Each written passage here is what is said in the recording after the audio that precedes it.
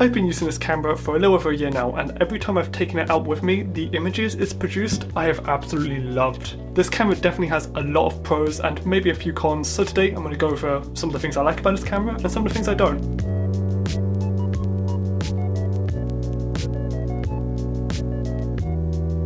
The Olympus AF-1 is this super cute, crazy point and shoot. I originally had an AF-1 twin, but I upgraded to the AF-1 Super after my AF-1 twin broke, unfortunately. And while I still do miss the dual lens feature on that camera, this thing definitely does not disappoint. The camera itself is fitted with a 35mm f2.8 lens, which is pretty much the same as the Olympus MJU, the really popular one, but this one's a little bit cheaper. With a great lens also just comes with a really good point and shoot features like really quick autofocus, so I don't think it's ever really missed for me. I mean, it's lightweight as well, it's compact, clamshell design to protect the lens, and most importantly, the flash. This thing has a good flash. I've had point and shoots in the past where the flash was always set to auto, which can be kind of annoying, but with this thankfully it has auto, off and fill in, which I am really grateful for because sometimes you don't want to flash in your image. Now to get to one of the cons about this camera, its battery. This thing is a bit of a weird battery. You do get this with a lot of point and shoots, they take weird batteries and they end up being quite expensive to replace, so unfortunately this camera does not take AA's, which is a bit of a letdown because I've had other cameras that are pretty good and they do take AA's, but the Olympus is not one of them. I recently took this camera out with me on a skate and I had Kodak Ultramax loaded in it for probably about a week and I think I got some good images.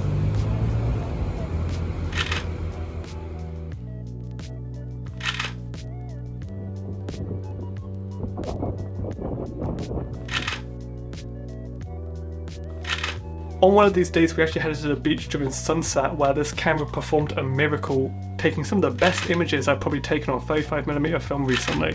The sunset was absolutely crazy behind Brighton Pier and just some of these images are surreal, I love them so much. I especially adore this one where I used the fill-in flash on my subject. Sorry about how well exposed the background and the foreground is, I just kind of love that divide that the flash has added into the image. And I know this is more the film speaking, but the tones in some of these sunset images are beautiful, beautiful stuff. I kind of can't help it when I've got a point and shoot at hand to like not take a cheeky self-portrait, it's just too easy. There is just something amazing about having such a small, easy, portable camera that you can just take everywhere with you and it works really well. Especially as someone who shoots a lot of film, 35mm medium format with cameras that are all mechanical, kind of just stripping back, going back to like an automatic camera that does most of it for you, it can be kind of refreshing. And as always, the snapshot aesthetic this camera does bring is beautiful, it's a really nice medium. However, there are a few more issues I do have with this camera. The price is definitely something. I'm pretty sure this camera retails for around £100 at the moment.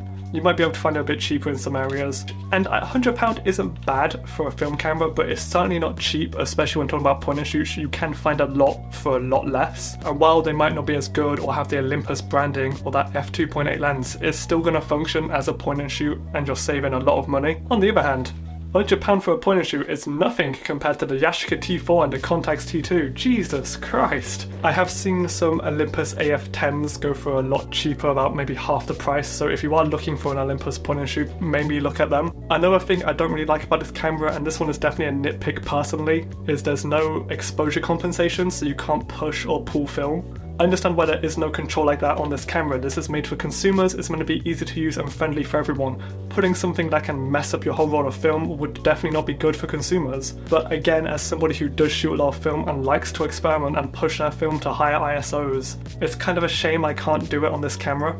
Most automatic film cameras like this just use the DX code on the film canisters, reading the technical information from there and then setting the ISO. And while there's ways around this where you can print your own DX codes and stick them on film canisters, it's kind of just tricky and complicated and it's not really worth the time. Another issue like this is Lomography's experimental film stocks that can be shot from ISO 100 to 400. Because those film canisters have no DX coding, this will automatically set it to ISO 100, which might not be what you want. Which is a shame because I really like Lomography's experimental films and I'd really love to put them in my point and shoot and use them. But like I said, I understand why just a basic camera like this doesn't have a complex feature like that. It is just for consumers and to be consumer friendly. And I mean, I can always just buy a Contax T2 if I want to do that. Yikes. But to be fair, all the installs I've said are kind of nitpicky. Every time I've used this camera, I have absolutely loved using it, and I've got some really good images from it. I definitely haven't used it as much as I wanted to this last year, probably using it with less than 10 rolls of film to be honest. But it's been so handy just to take everywhere with me when I am using it. Oh, and of course, the biggest pro of the camera. It's got a good shutter noise and a good advanced noise. I love this thing so much. If you've liked any of the images I've shown throughout this video, you can find more on my Instagram, linked in the description below at Matthew_C41. And of course, if you liked the video, like it as well and subscribe. Thank you for watching, and Matt out.